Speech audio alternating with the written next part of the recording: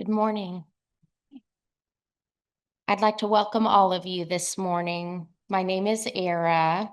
My pronouns are she, her, and I am of the mid-century variety. I am wearing all black today, which is shocking to anyone who knows me.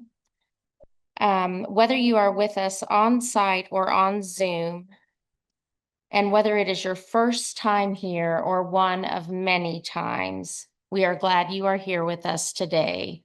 We hope that you can stay for coffee or tea and conversation after the service. The chalice lighter in the sanctuary is Roxanne. Thanks, Roxanne. The chalice lighting words are by Brene Brown.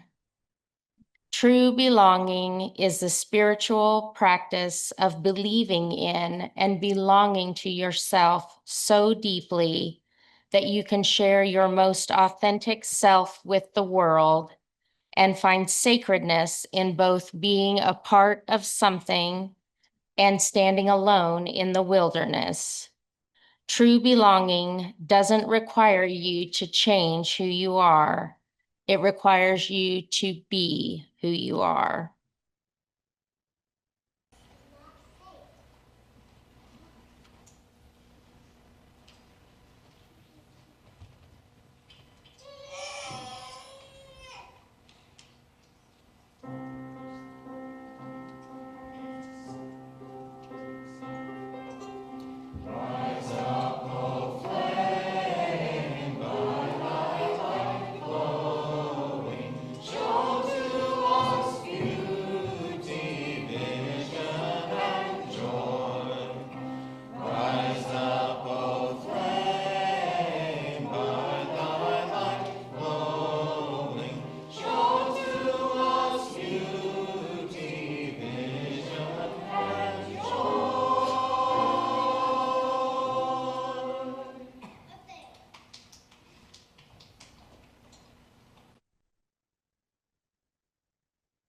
Good morning, everyone.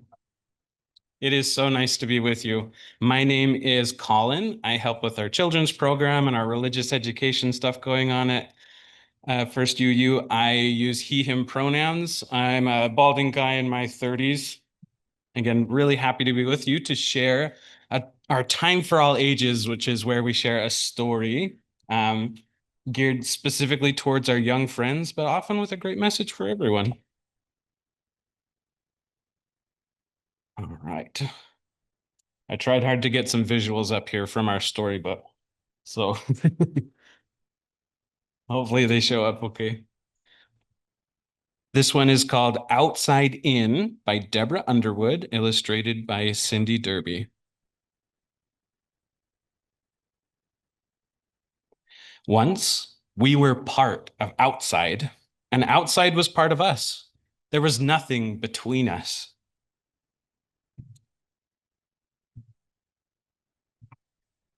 Now, sometimes even when we're outside,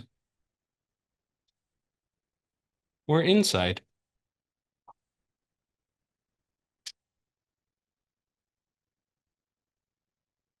We forget outside is there.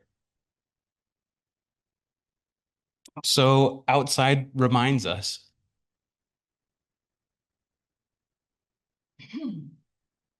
With flashes at the window and slow, slow magic tricks.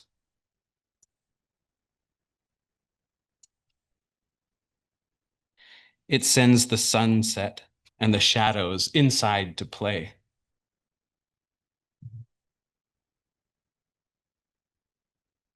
Outside sings to us and chirps and rustles and tip-taps on the roof.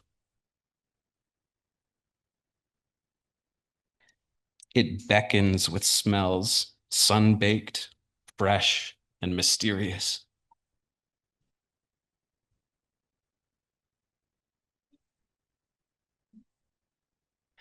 Outside feeds us, becomes warm bread with berries.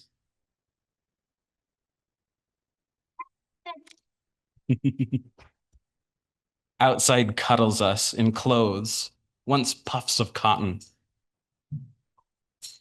It holds us in wooden chairs, once trees.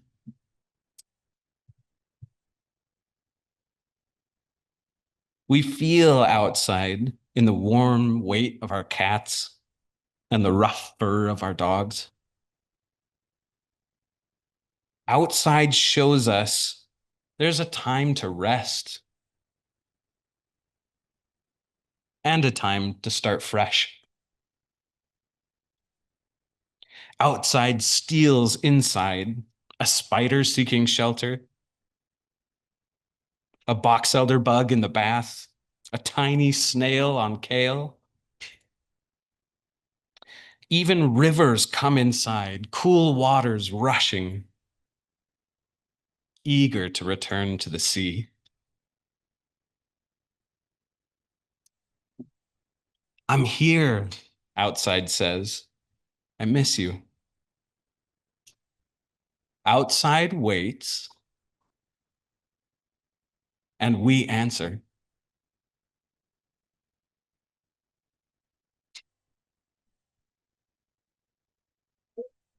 It's the end. Thank you.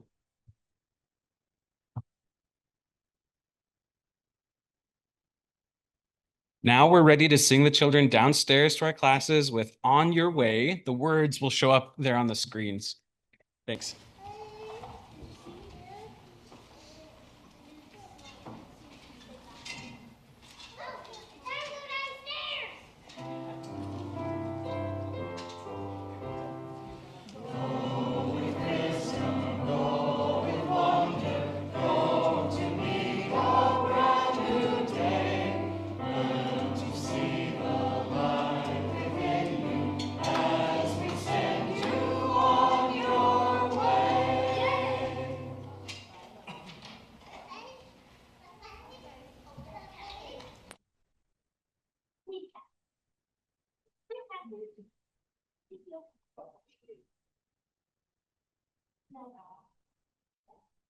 I got his cat food.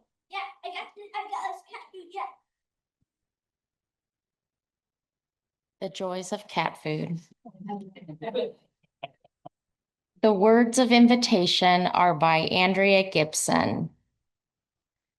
Through this time of self-loving, I have discovered that the phrase self-love is not only an inadequate way to describe the experience, but it may be a roadblock in the way of truly knowing what self-love is.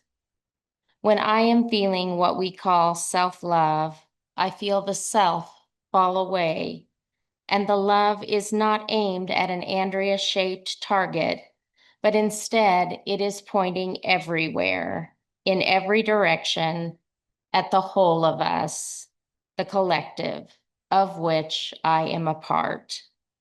In fact, only when I am experiencing this love does my sense of being separate from others reveal itself to be an illusion. The feeling, and feeling also feels like an inadequate word here, is the truest homecoming I have ever known. It's a boundless sense of being wholly welcomed into the arms of the universe. The hymn for the month of September is Building Bridges, number 1023 in the Teal Hymnal. There is a UUA Tapestry of Faith program titled Building Bridges. It is a humanist-based exploration of the religions of the world. It effectively reaches out to explore other faith traditions through a non-theist lens. There are many ways to reach out to others, and we are grateful for this musical encouragement. Let's lift our voices in affirmation of building bridges. The words will be on the screens, and Paul will tell us the plan for this round. This is the last day we're going to be doing this round. So we're going to divide this up again into 4 parts. It's kind of like right here is 1, and here over is 2, up to here about is 3, and this is 4. Millie will be over here, Laura's going to be here, John will be leading you, and I'll be leading number 1. We're going to say the whole thing through all the way first.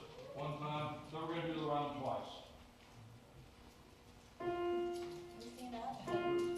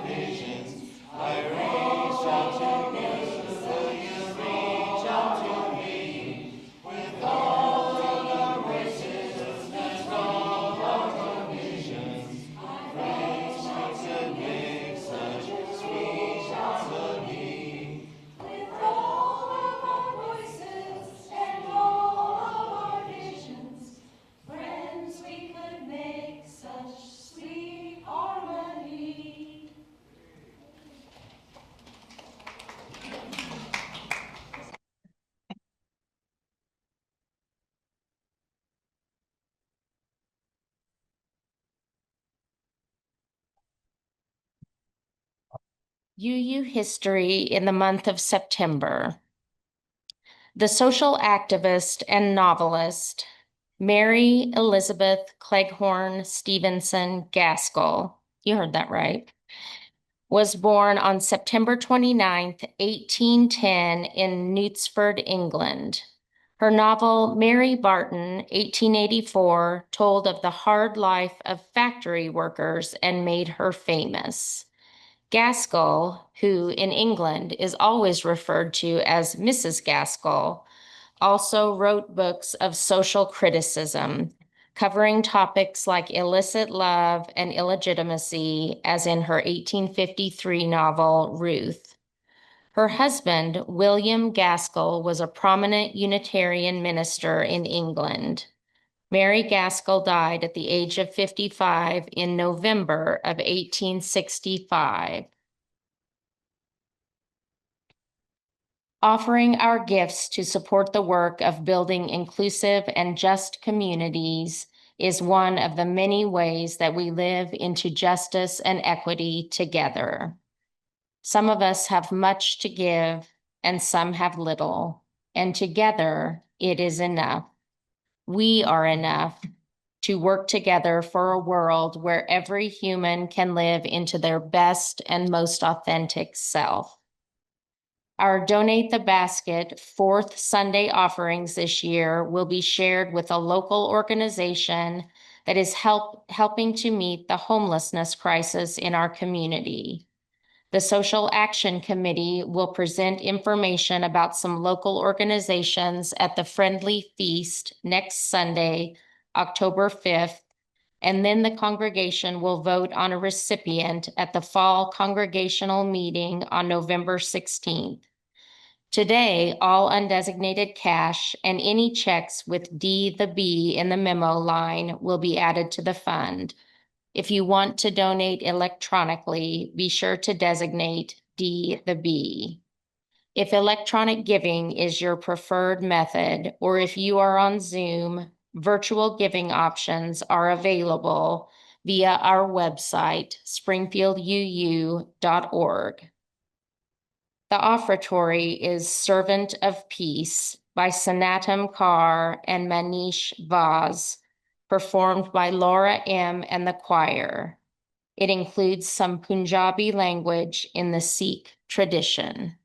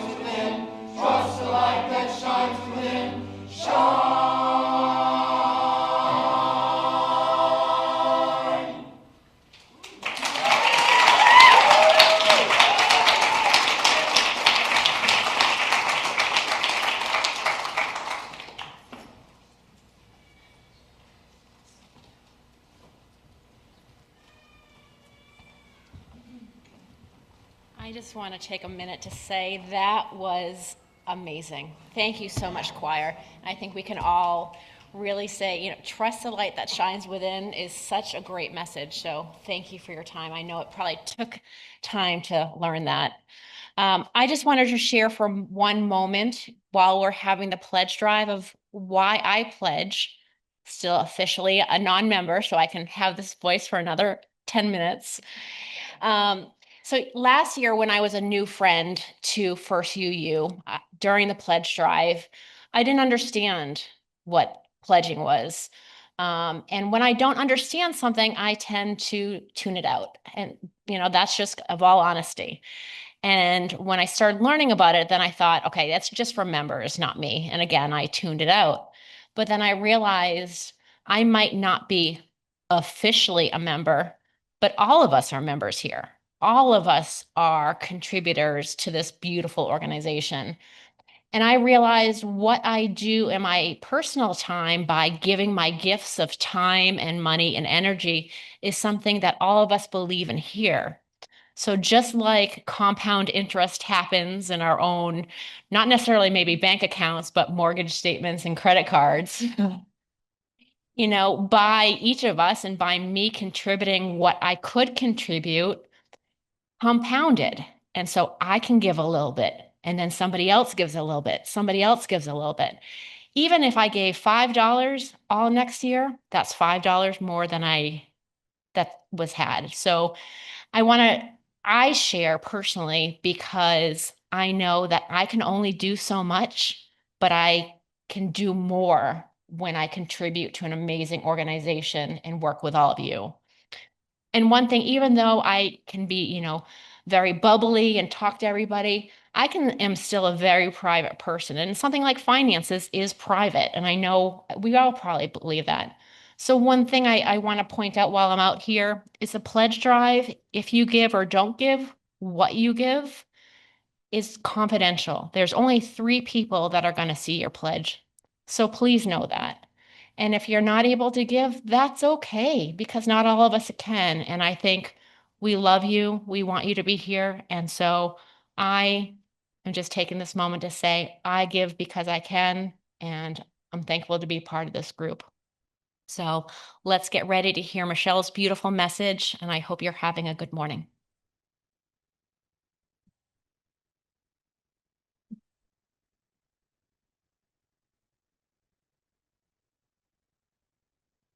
So 3 things. Becca thinks I'm only going to talk for 10 minutes. That's funny. Secondly, the prayer of St. Francis is one of my most favorite things in the world, and that's the text that the choir was singing in that beautiful song. So thank you. And the book, Colin's not up here anymore, but I do Circle of Trust retreats, and I'm about to lead one in a few weeks in Pennsylvania that's all about the flow between our inner and outer lives. And I'll be picking up that book to take with me. So yeah. I'm Michelle. I'm the minister here at First UU, and I use she, her pronouns. I'm a mid-height woman, thankfully with shorter hair than I had a few days ago. I get my hair cut every 4 weeks, and we were at 7 weeks. That was problematic. Wearing khaki pants and a red plaid shirt today, and just excited to be here with you. In all that time that I was talking, I could have gotten out this device that has my message on it, but I didn't. So this month we have been talking about building belonging, and the words to which we lit our chalice this morning from Brene Brown are powerful when we think about self-belonging. So I want to read those again. True belonging is the spiritual practice of believing and belonging to yourself so deeply that you can share your most authentic self with the world and find sacredness in both being a part of something and standing alone in the wilderness. True belonging doesn't require you to change who you are. It requires you to be who you are. Brene Brown also says people who have the highest levels of belonging not only find the sacred in being a part of something bigger, but they have the courage to stand alone. That courage to stand alone in your own skin, to trust that you are already enough, is at the heart of what we're talking about today, self-belonging as self-love. I call it the sacred yes. The decision to claim the worth that was already yours before anyone taught you to doubt it. Remember the boldness we had as children to just show up in the fullness of who we were. This sacred yes might be one of the most life-giving decisions that we can make in our own lifetime, one of our most valuable yeses. Toni Morrison gives us a phrase that has become a banner for the sacred yes. You are your best thing. She first wrote it in her 1987 novel, Beloved, where a mother, after unspeakable loss, is tempted to believe her worth has been stripped away. The line is a holy rebuttal to every system that tries to name us less than, washed up, too young, not enough this or that. Decades later, Tarana Burke, the founder of the Me Too movement, and Brene Brown chose Morrison's words as the title for their 2021 anthology, You Are Your Best Thing. In it, Black writers speak of shame, resilience, and the generational trauma of racism. They describe how white supremacy tries to murder the very idea of inherent worth, and how rejecting shame is, as one contributor writes, a messy and nasty affair, a thief of dreams and vision. To say you are your best thing is to defy that thief. It is to say your worth is not a prize to be earned. Joy, love, dignity, these are your birthright. From another perspective, we can think of this birthright in the way that Parker Palmer teaches about it. Parker's idea of birthright gifts is that they are a gift to be reclaimed. He says we spend the first half of our lives abandoning these gifts and letting others disabuse us of them. The latter half of life is then spent recovering and reclaiming this gift we once possessed. And if you're a younger person in the room today, you actually have the opportunity to make the choice now, not to let people take those gifts away from you. Palmer says that to have a birthright gift is to counteract external pressures. Societal expectations in families, schools, and workplaces often pressure us into fitting into predetermined slots rather than discovering our unique identities. He says it's a journey of self-discovery, that reclaiming these gifts requires an honest and aware admission of loss and willingness to listen to our true selves, with its limits as well as its potentials. He says it's an inner source of vocation, reminding us that vocation comes from a voice, vocare, in here, calling us to be the person we were born to be, not to be what external demands have asked us to be. And finally, he says that our birthright gifts connect us to service.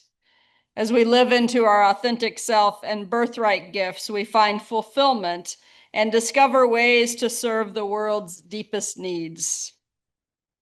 So friends, this is a message that Tarana Burke wrote to Black communities resisting the brutalities of white supremacy, that Toni Morrison wrote for that same reason, that also that people like Brene Brown and Parker Palmer recognize are important for all of us. That it's a prophetic word for anyone who has been told in ways loud or quiet that they are not enough. Unitarian Universalists proclaim as our first principle the inherent worth and dignity of every person. When I think about all of the conversations I've ever had about the first principle, and there are many, because I've heard a lot of people say to me, I'm a first principle UU. I think about all the times I've heard someone or myself disparage another person or group of people because of their beliefs or actions. And the way that I often come around to the point in the conversation where I say, but that damn first principle. And those words just hang in the air between us for a bit.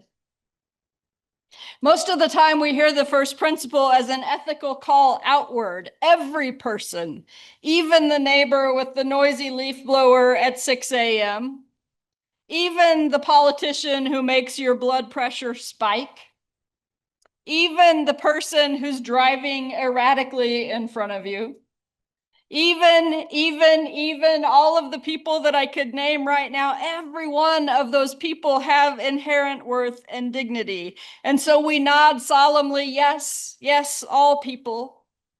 But let me ask you, when did you last let that truth land in your own chest? Do you believe it about yourself? What if the first principle is not just about how we treat the world, but about how we treat our own souls? What if you took a breath and whispered, I have inherent worth and dignity. Me, not just them, me. That's the sacred yes of self-belonging. Reverend Dr. Rebecca Ann Parker, UU minister and theologian, says it this way: reverence and respect for human nature is at the core of our UU faith. We believe that all the dimensions of our being carry the potential to do good. We celebrate the gifts of being human, our intelligence and capacity for observation and reason, our senses and ability to appreciate beauty, our creativity, our feelings and emotion. We cherish our bodies as well as our souls. We can use our gifts to offer love, to work for justice, to heal injury, to create pleasure for ourselves and others. Just to be is a blessing. Just to live is holy, the great 20th century Rabbi Abraham Heschel wrote. Unitarian Universalists affirm the inherent worth and dignity of each person as a given of our faith, an unshakable conviction calling us to self-respect and respect for others. Yesterday in Springfield, there was an event on C Street called Pride on C Street. It was an LGBTQ plus pride event that was under threat of cancellation because there was a threat made to the Glow Center, the organization that runs the Pride event, last week, with unspent bullets and slurs and other things engraved on them, left outside. And still yesterday on C Street, the LGBTQ plus community and all the people standing in support showed up. And it was beautiful, and it was lovely, and it was great conversations.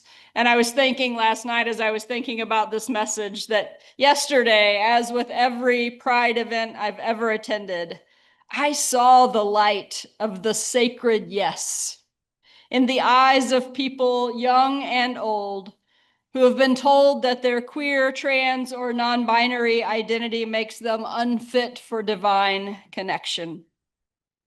The reason it's important for churches and synagogues and other religious communities to keep showing up at Pride events is because so much of the harm that has been done in the name of God or religion. So even if we didn't do the harm, which we did and still do, our calling is to facilitate reparation, restoration, and reconciliation. And this work opens the space where a beloved child of the universe can kick those lies to the curb and say with confidence, I have inherent worth and dignity, and nobody can take that away.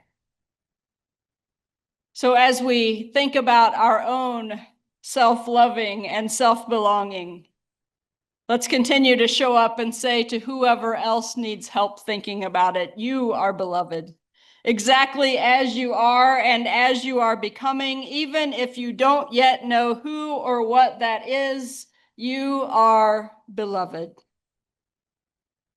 And friends, time after time in those spaces, I watch miracles unfold before me. People whose shoulders fall away from their ears, an almost audible click of release, a long hidden breath escapes, a gleam of possibility will shine in their eyes, and the air around them will fill with hope and promise. It is the visible uncoiling of self-loathing.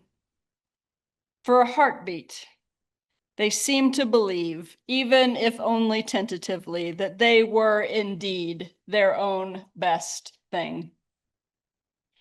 I suspect that there's someone in this room today or in our Zoom room who needs to hear that. And then to speak their own sacred yes to self-belonging.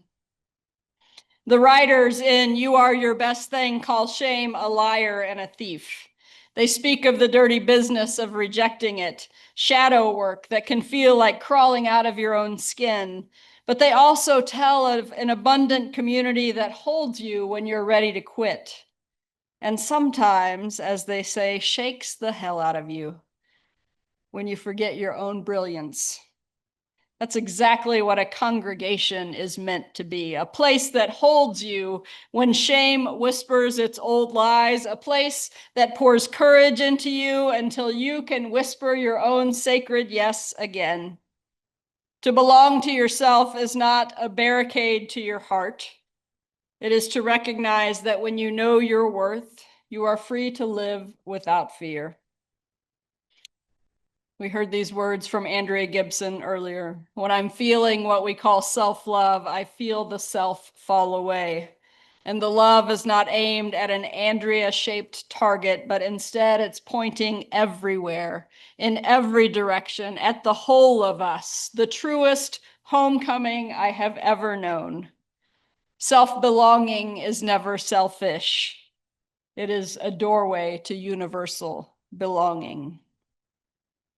So how do we practice the sacred yes?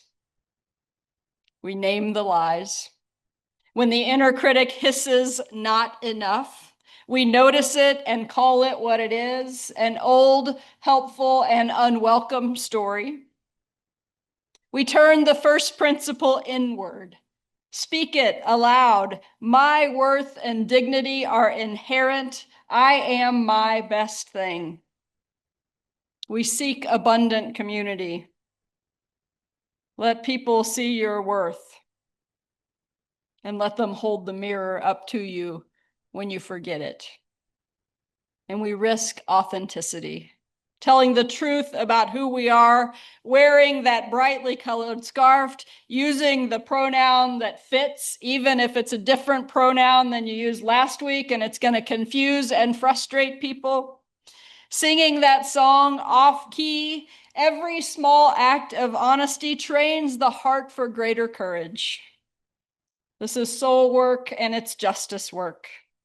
Because when we know our own worth, we cannot help but see the worth of every neighbor. The ripples heal not only us, but the world. Beloveds, hear the gospel of Morrison and Burke and Brown and of our own Unitarian Universalist tradition. You are your best thing. You carry inherent worth and dignity, not someday, not when you've earned it, but right now. May you belong to yourself so deeply that love spills over every boundary. May you stand alone when you must and know you are never truly alone. And may the ripples of your self-belonging begin to heal a world aching for wholeness. May it be so. Blessed be, and amen.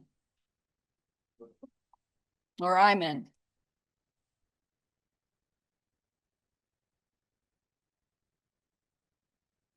The interlude is Find a Stillness, with words by Carl G. Seberg based on a Unitarian Transylvanian hymn, harmonized by Larry Phillips and performed by the choir.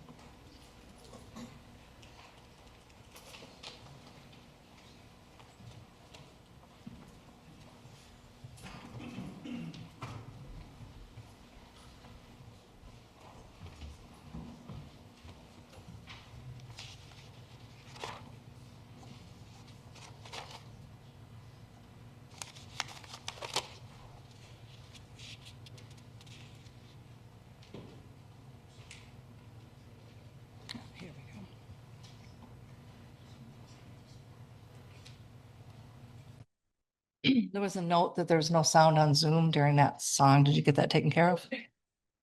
Oh, okay, great. Just want to make sure.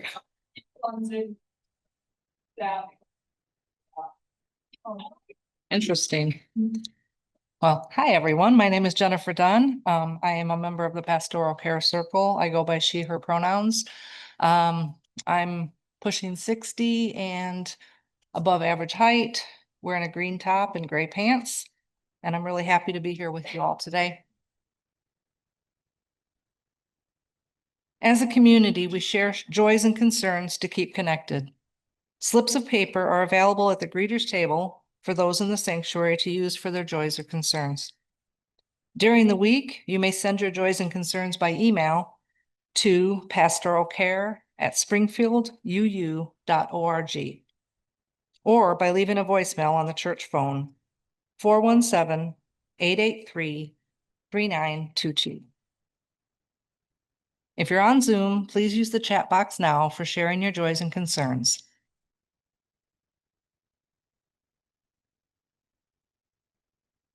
We honor each joy or concern with a lighted candle, a symbol of love we as a community offer for each of these joys and concerns.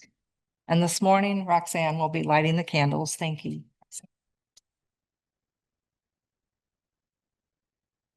And now, as we begin this time of sharing, know that though we are in multiple physical spaces, we are together in beloved community. To begin, we hold in love all of us, those present and those absent. We light a candle for our church community. We have a joy, from Mark McGinn, who writes that Judy's surgery went well and she is resting comfortably at home. And Mark's Icarus-tinged blood pressure is closer to normal. We light a candle of celebration for Mark and Judy. Becky Mark has a concern. My family is deeply concerned about a recent cancer diagnosis in our family up in Illinois. Steve Mark will be undergoing chemo treatments until January. Any positive vibes will be most appreciated. We light a candle of concern for Becky and her family.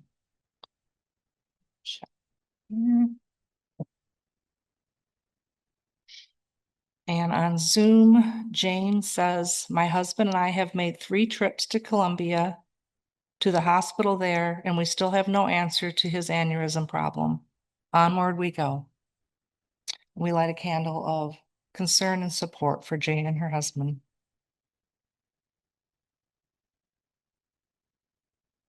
We honor the complex and heartbreaking struggles of our world, and we light a candle for all who are impacted. In closing, for those joys and concerns that remain unspoken, we light a candle.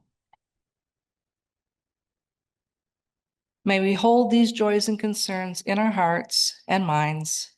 May our community of love ease sorrow and boost celebration. And now let us join together in 1 minute of shared silence, followed by Spirit of Life.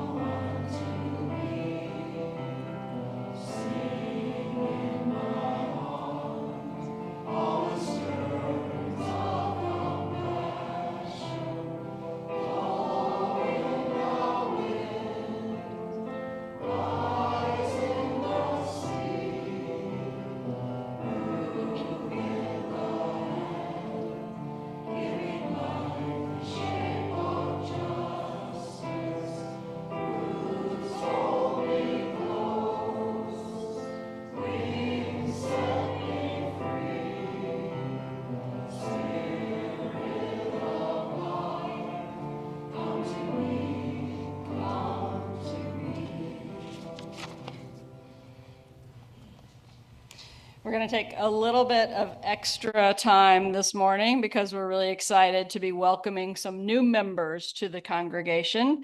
So I want to invite Pharaoh to join me to represent the membership circle. Hello. Where are we at? Okay, I'm Pharaoh, she, her pronouns. The Reverend A. Powell Davies wrote that joining a church such as ours means essentially three things. You are in fundamental sympathy with the principles of freedom and reason in religion and life. This is the basis for our creedless church. You commit yourself to the importance of an organized religious fellowship.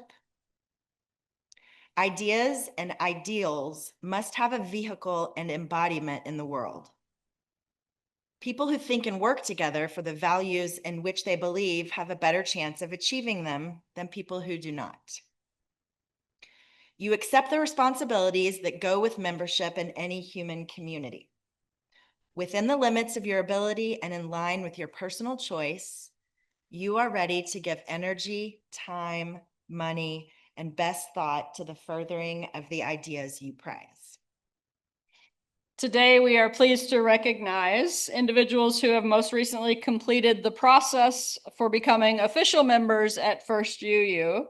They've completed an orientation through a pathway to membership, build your own curriculum process, and are ready to join us in membership. There has been a great deal of form submission and emailing and conversations back and forth. And so if I finish this list and I didn't say your name and you intended for me to say your name, please come up here and we'll work that out. So Chandra Locke, Douglas Redmond, Eric Sarazin, Kyle Brigman, Lauren Brigman, Steve Watt, Lori McMillan, Timothy Dickard, Alex Tate, Becca Gray, Dalen Bills, and Kathy Burdett, who I believe is on Zoom. So if y'all would join us in the front, that would be wonderful.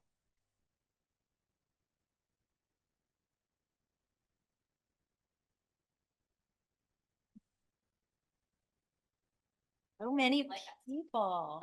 Just sort of gather around the chalice area there. It's awesome. Okay, friends. Yeah. Yeah. Check your picture. Yeah. So by becoming a member of a Unitarian Universalist church community, you join all of us in accepting responsibility for the welfare and extension of liberal religion and affirming the principles of Unitarian Universalism. You bring to the church your unique talents, energy, conviction, and financial support, knowing that our community will prosper as we invest ourselves in it. I will ask now that the members of the congregation stand or enter into any posture of welcome you prefer. After the affirmation by the new members, I invite the congregation to read the response together, the words of which will be posted on the screen. So to our friends who are joining us today, I will read this affirmation of intent and then invite you to respond at the end with "I do." I offer my commitment to this church community, to all its members and children, and to the mission of the congregation and the guiding principles of Unitarian Universalism. I offer the energy of my heart, my mind, and my hands that we may all grow in spirit, in hope, and in understanding. Do you affirm to uphold this commitment? If so, please respond with "I do." I do. And the congregation, please join in this affirmation. We, the members of the First Unitarian Universalist Church of Springfield, honor and celebrate your decision to join our common search and become part of our beloved community. Your presence here will enrich us, and your offer of yourself encourages us all toward a life of greater wholeness. We covenant with you and with each other to honor the basic principles of our mutual respect and service. We understand that by you joining with us, our community is forever changed. And here and now, we embrace you as a part of us. Welcome.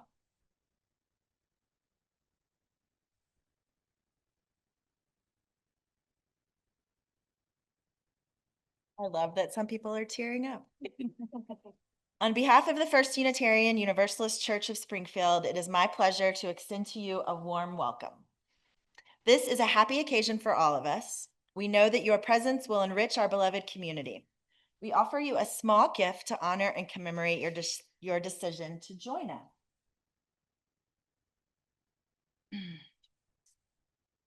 Now, united as one beloved community, let us be about the great work we share. If First UU membership is on your mind, we'd love to talk more about it.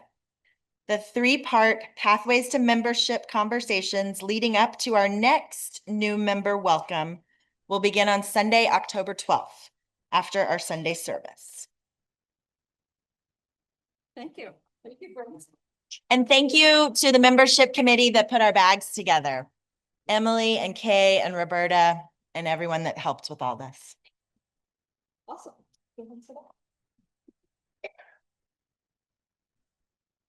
Our final hymn today is Come Sing a Song with Me. It's number 346 in the gray hymnal, and the words will be on the screens. You may sit or stand to sing, whatever you prefer.